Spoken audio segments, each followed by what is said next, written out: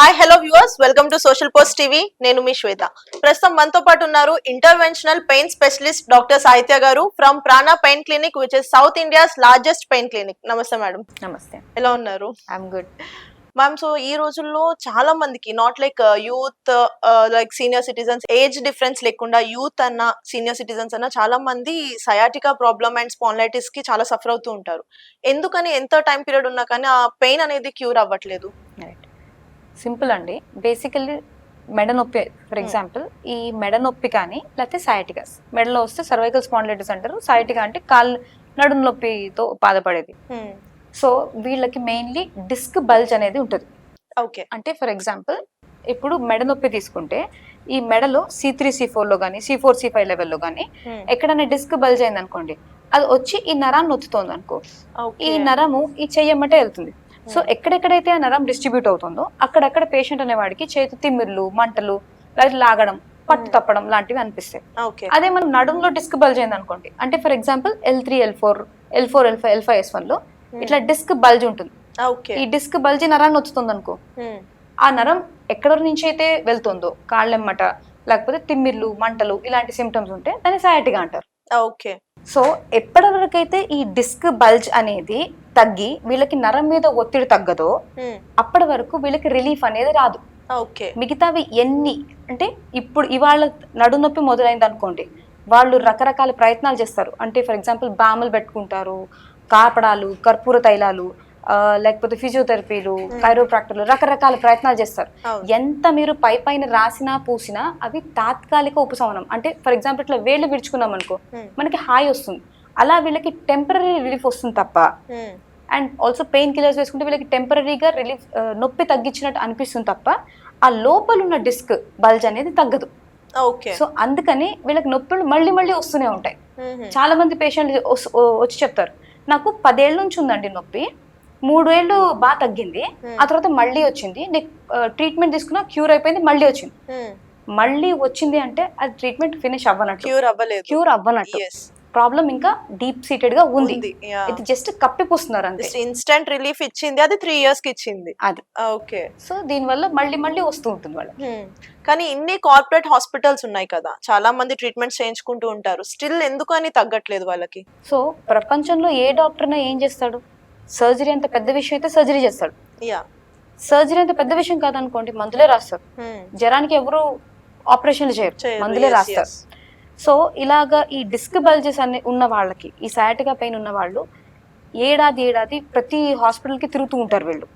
So వాళ్ళు అర్థం చేసుకుంది ఏంటంటే ప్రతి హాస్పిటల్కి వెళ్ళినప్పుడల్లా తాంబూలం రాసినట్టు టాబ్లెట్ రాస్తారు. ఎందుకంటే ఏ చిన్న నొప్పికి వాళ్ళు ఆపరేషన్ చేయరు, వీళ్ళు చేయించుకోరు ఆబ్వియస్లీ. సో అలాగా వీళ్ళకి తెలియకుండానే లోపల ఆ disc bulge millimetre by millimetre పెరుగుతూనే ఉంటుంది, పెరిగి ఆ నరాన్ని ఒత్తుతూనే ఉంటుంది. అండ్ ఫైనల్లీ వీళ్ళు ఎమర్జెన్సీలోకి ల్యాండ్ అవుతుంటారు. ఎమర్జెన్సీ అంటే ఏంటి, కాలు పడిపోవడం, అంటే కూర్చున్న చోటు నుంచి లేవలేకపోవడం, అంత తీవ్రత ఎక్కువ అయ్యేంత వరకు. లేకపోతే ఇప్పుడు వీళ్ళు టాబ్లెట్లు లైక్ ప్రిగాబ్లిన్లు, గాబాపెంటిన్లు, పెయిన్ కిల్లర్లు ఇస్తుంటారు డాక్టర్లు.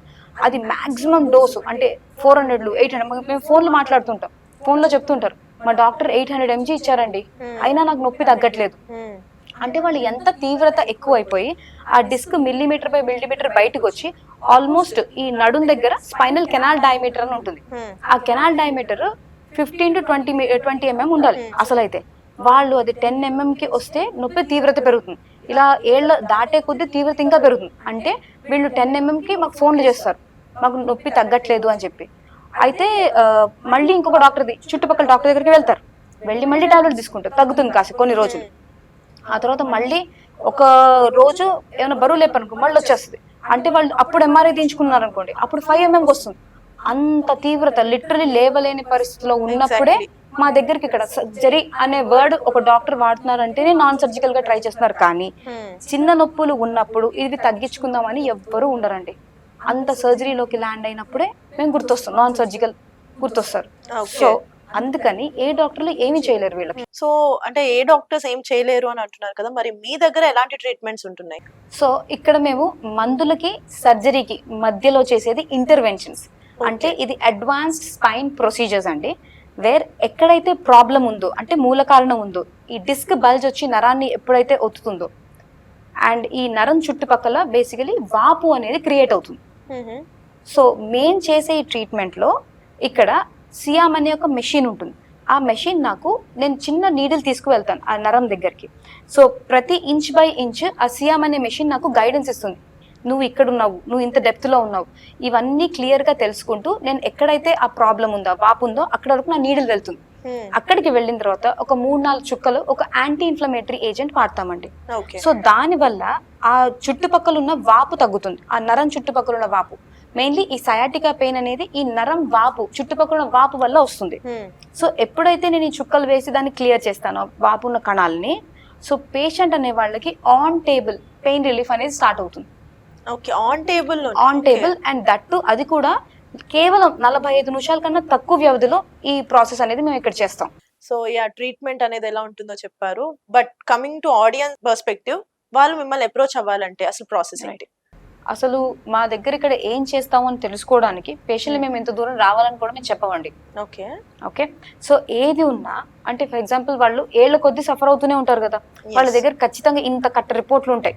ఎగ్జాక్ట్లీ. సో మేమేం చెప్తామంటే మీరు ఇంట్లో కూర్చుని జస్ట్ ఒక ఫోన్ తీసుకుని మాకు వాట్సాప్ కాల్లో మీరు ఫోన్ చేసి మీ దగ్గర ఉన్న రిపోర్ట్స్, అంటే ప్రీవియస్ గా ఉన్న రిపోర్ట్స్ అయితే అది షేర్ చేయమంటారు. రీసెంట్ గా ఎంఆర్ఐ లేవనుకోండి, అవి ఎంఆర్ఐ తీయించుకోండి, మా డాక్టర్లు మాట్లాడతారు వాళ్ళతో. సో తీయించుకుని వాళ్ళ క్వశ్చన్స్ ఏంటి, వాళ్ళకున్న కష్టాలు ఏంటి, సిమ్టమ్స్ ఏంటి, అండ్ వాళ్ళకున్న స్టేజ్ ఏంటి, ఎంత లెవెల్లో అరిగిపోయింది, ఏ లెవెల్స్ లో అరిగిపోయింది, ఇవన్నీ వాళ్ళు డీటెయిల్డ్ గా చూసి పేషెంట్స్ పంపించినవి చూసి చెప్తారు. అంతా ఆన్ కాల్ లోనే అయిపోతుంది. అంతా ఆన్ కాల్. అంటే 1500 వర్త్ కన్సల్టేషన్ ని మేము ఫ్రీగా పేషెంట్ కి ఫోన్ లో మేము అందిస్తాం. అది కూడా ఎక్స్పర్ట్స్ మాట్లాడతారు, డాక్టర్స్, డైటీషియన్స్, ఫిజియోథెరపిస్ట్, ఇవన్నీ అనలైజ్ చేసుకుని పేషెంట్ అనే వాళ్ళకి మీకు ఇక్కడికి వస్తే మీకు ఇన్ఫర్మేషన్ కాదు, మళ్ళీ మీకు కొత్త ఎంఆర్ఐ తీసి ఏం చెప్తారండి, ఎక్కడికైనా వెళ్ళినా ఏం చెప్తారు, ఇన్ఫర్మేషన్ చెప్తారు కదా. పేషెంట్ అనేవాడు ఇన్ఫర్మేషన్ తో విసిగిపోయాడు. 10 హాస్పిటల్స్ 20 హాస్పిటల్స్ తిరిగి నాకు అరిగిపోయింది, వాళ్ళే మనకి ఎక్కువ చెప్తారు, పేషెంట్ అనే వాళ్ళే ఎక్కువ చెప్తారు. మాకు ప్రాబ్లం ఉంది, మాకు చాలా మంది చెప్తారండి, మాకు L4 L5 నాకు చూడండి వాడు అరిగిపోయింది. ఎందుకు వాళ్ళు విని అలవాటు అయిపోయి ఉంటారు. సో మళ్ళీ నేను కొత్తగా ఏం చెప్పక్కర్లేదు దూరం పిలిచి. సో దానికంటే బెస్ట్ థింగ్ ఏంటంటే నాకు సొల్యూషన్ ఇవ్వాలి.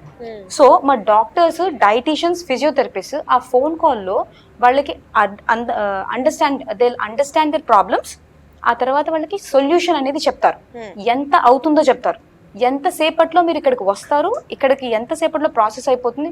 కేవలం 45 నిమిషాలు, అంటే ఒక సినిమా చూసినంత తక్కువ వ్యవధిలో మీరు ఇక్కడికి వచ్చి ప్రొసీజర్ చేయించుకుని సొల్యూషన్ తో మీరు ఇంటికి వెళ్తారు.